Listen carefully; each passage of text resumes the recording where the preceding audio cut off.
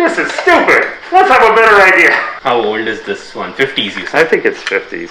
Yep. So you usually have to waste a few pieces. Throw this and then you're not going to bring it back. See? Doesn't look at it. He sometimes jumps a little bit, but it's all just because she's excited. She's really, the only time she gets even barks is no take. Hey everyone, welcome back to the channel and a new video. I'm in Seattle today and right behind us is the Airbnb where Surbhi and I are going to stay for the next 2 to 3 days. The very first thing that caught my attention as soon as I checked into the Airbnb was this shelf full of cameras. Now these are not your regular DSLRs or digital cameras. These are some really cool looking antique pieces. I got super curious, so I messaged our Airbnb host, Steve, who's right here besides me, to check what this is all about. Turns out, Steve is a filmmaker. All the cameras on the shelf is actually something that Steve has collected over the years. We invited Steve to share with you all stories behind these cool looking cameras. So I guess technically, my title's been creative director for most of my career. And I've done everything from interactive work in the early days of the web to filmmaking and photography. Actually, both my degrees are in photography, so that's kind of how I got my start. And so photography has always been at the heart of what I do. You know, now I've done VR and all kinds of other things within that great realm. So. No YouTube channel for you? I'm a little shy when it comes to that. I tend to like to be behind the camera. I posted a few things, mostly my portfolio, but not a celebrity like you. Okay, I will not edit that part out for sure. Now let's go in and check out Steve's collection and learn more about the cameras. As they say, let's take it from the top. Sure. So this is actually a slide projector. Oh! Not a camera. Okay. But what's interesting about this is this is a projector for large format film. Okay. So it's a rare projector, and I used my early days of photography. I would project images onto other things and then rephotograph them. So before Photoshop or anything like that. What about the big shot? Okay, so this is a funny old camera. It's a Polaroid, but this was often used to do passport photos. So you know when you have a zoom lens on a DSLR or something like that, no longer? Well, that's basically what this is. It's a portrait lens, and you can see you're kind of looking through there to frame it. Wow. Right? So see, by doing this, I just see your face. Okay, so that's the passport size. And this is where like anybody, like on a corner store, whatever, pharmacy, whatever, would have these and just, this one's probably 80s. Okay. Something like that. Might even go a little bit older, I can't remember. So Yashika, my mom is also, or used to be a lover of photography. So I remember her telling me always that she has this Yashika camera, which is super old. And as soon as I saw this, I messaged her and I was like, hey, look at this collection. And she messages me back saying, could you please ask the host to buy this camera from me because this is also an antique piece. Yeah, so this is what's called a twin reflex camera. So these are the lenses. And you view by looking down.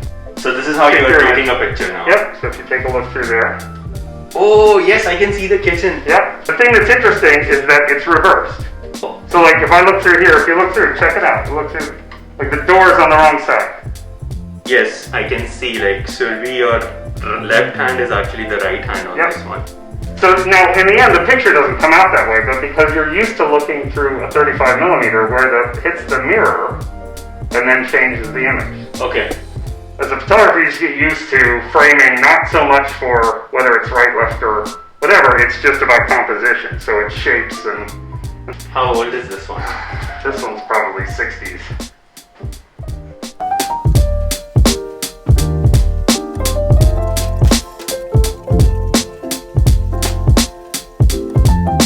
Okay, by the way, I'm nodding my head as if I'm understanding all the technical details. Some of it I can understand, but it's a lot of technical details.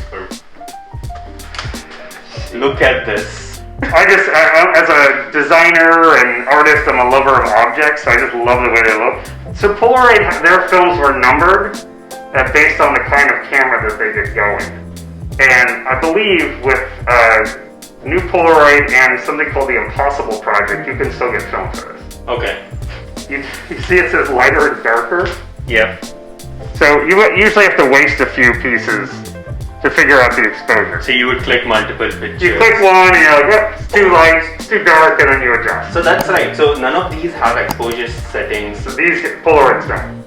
Oh, what about these? These do. This has all the regular settings.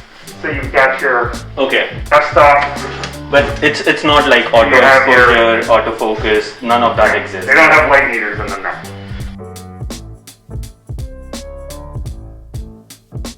Then what I would do is I would do the main exposure, and then I would do it again, but I would literally put my hand, like all kinds of ways to do it. With your hand, so that the highlight gets... And you would just target more light on the highlights, and then that would darken as well. So. This camera has made everything, or the phones have made everything so simple, but this was actually what the art was all about.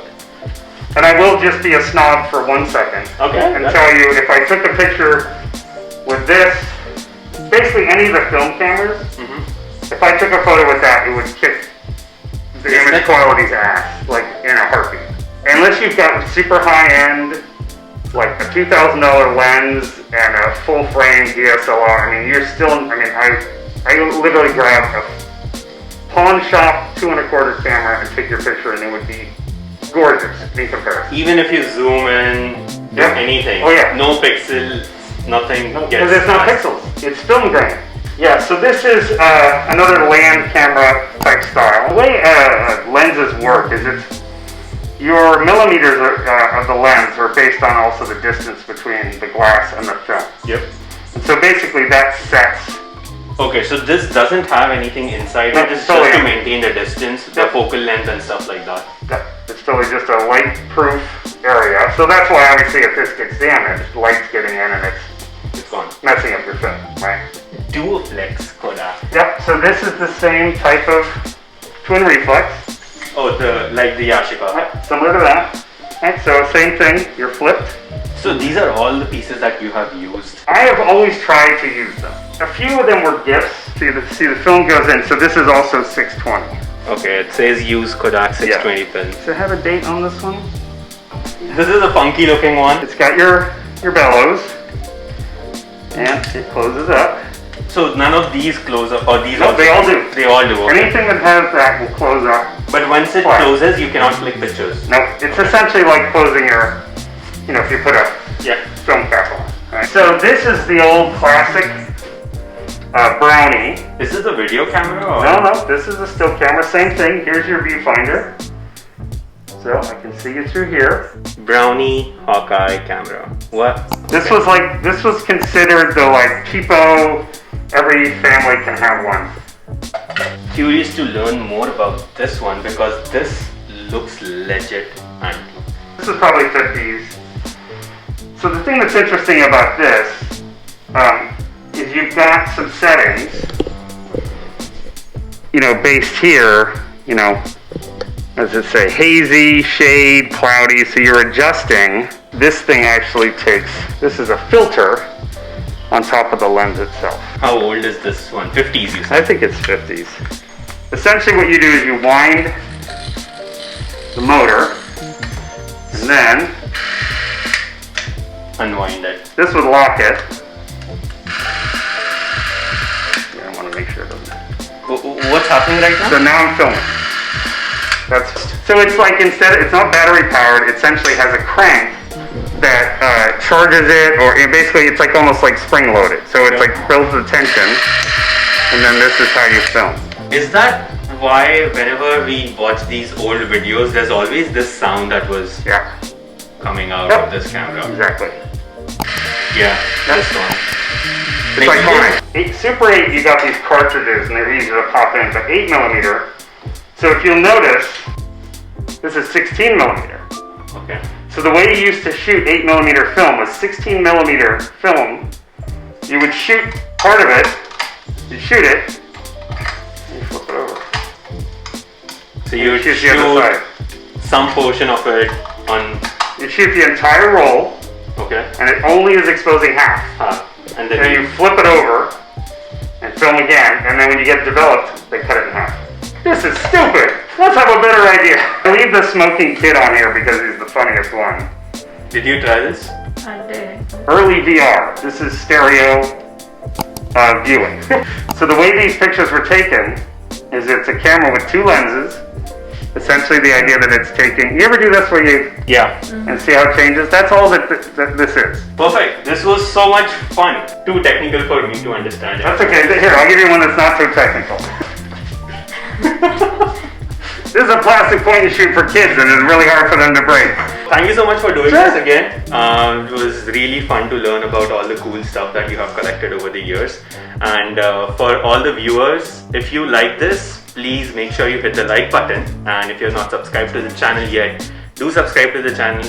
How do people find more about your work? The easiest thing is stevenjablonsky.com. I'll put the link in the description box below. And then the photography stuff is actually, I'm redoing my site. So I have an Instagram site which you can link to from. Thank you so much for watching, everyone. And again, thank you, Steve, thank for you. doing this. This was fun. Glad you had a good time. We had an absolute fun time here in your Airbnb.